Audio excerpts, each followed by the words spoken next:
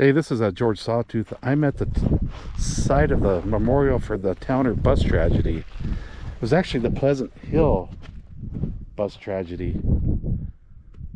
So around here, it really, I guess it's kind of hill, but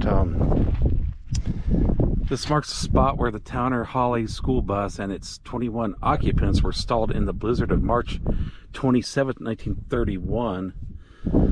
6 of the occupants lost their lives: Robert Brown, Kenneth Johnson, Carl Miller, Mary Miller. Carl Miller was the bus driver. Mary Miller was his daughter, Louise Stonebreaker and Arlo Unteed. And he had a couple brothers on the bus, but they survived. And Carl Miller, that poor guy, the bus driver, I think he was in his 30s. The next day, I think it actually started on March 26th, and then on March 27th, the blizzard was still raging. He wanted to get out of the bus, so he got out of the bus to try to go find help. And they found his body a couple miles away. That guy got 2 miles in a bad blizzard, and he was clenching like an electric fence with his hands. They had to pry his hands off that electric fence because he was holding on to it, trying to get somewhere. And really the tragic thing is that there were one house was like a half a mile away, and one house was like a quarter of a mile away. I believe the Unteed house was only a quarter of a mile away, but they didn't realize that bus was stuck there because the visibility was zero. And those kids, the surviving kids, they had to survive 33 hours in that school bus.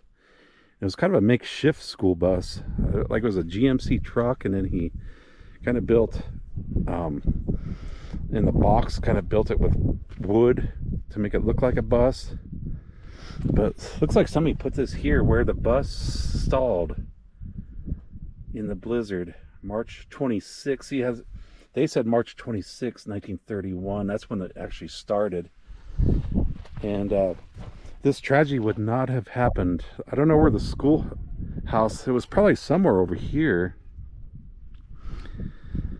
But he got stuck in a ditch because he couldn't see. And then it never would have happened if the 2 teachers, Franz Friday and Maud Moser, if they had just kept the kids at the school and not sent them home early. They thought sending them home early, but that's just not a good idea. I mean, the schoolhouse had wood.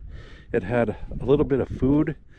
They could have ridden out that storm at the schoolhouse, at least kept warm, instead of being stuck in a bus. Yeah, just a tragedy. And then if you read the story, you know, when you're freezing to death, you feel like you're getting hot. So you start taking your coats off. You start feeling hot, so you start taking your shirts off. It's a very strange phenomenon, but it's a very sad day, 1931. And after this tragedy, they started painting school buses yellow, and school buses had to have like a 2-way radio in the bus, and schoolhouses had to have a telephone and a telephone line, all because of this unfortunate tragedy. That's March 27th, 1931. And in those days they didn't have weather reports, so nobody knew that this storm was coming. I think in the morning time it was like 50 degrees, so a lot of these kids didn't wear coats because they thought it was going to be a nice day. And these storms in Colorado come out of nowhere, and they can get you, unfortunately. But this marker is right here. Cool marker. The Pleasant Hill / Towner bus tragedy. Let's see over here. Survivors: Rosemary Brown, Maxine Brown, Eunice Frost. I'm sure most of these people have passed away by now.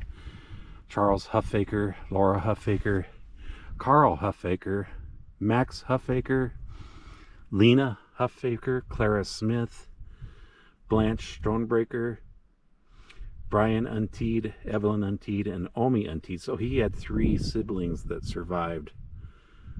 Arlo Unteed.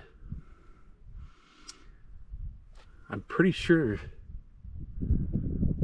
was it Maxine Brown? I can't remember. It was either Maxine Brown or Blanche Stonebreaker.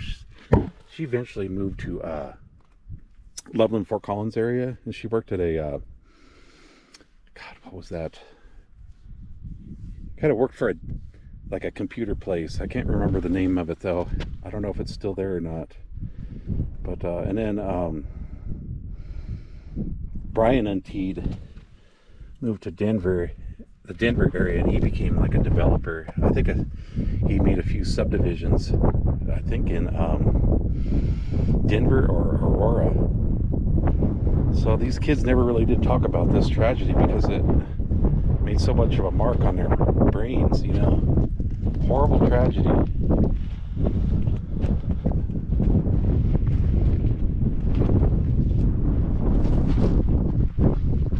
All right, beautiful memorial.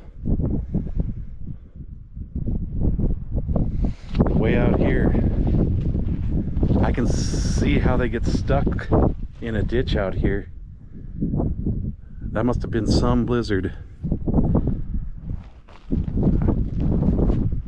All right, from the Pleasant Hill / Towner bus tragedy memorial site.